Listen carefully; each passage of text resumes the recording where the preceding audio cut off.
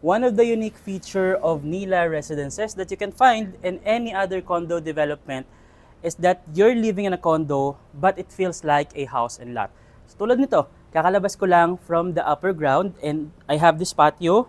All units have a patio and you can use it as your mini garden. And if you want na mag-stroll inside the development, gusto mo maglakad-lakad, you can just go out and it's completely carless.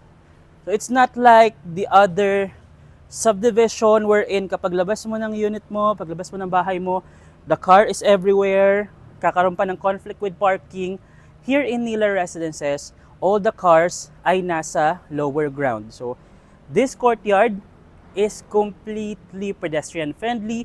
Kahit lumabas yung anak nyo, kahit lumabas yung pets nyo, you don't have to worry na baka magkaroon ng accident or any other danger kasi lahat ng to open spaces only.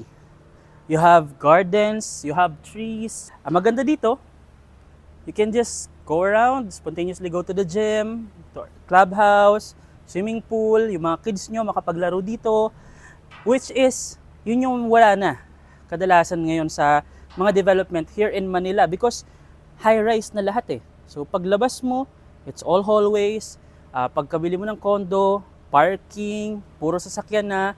Here in Nila Residences, they can run around freely.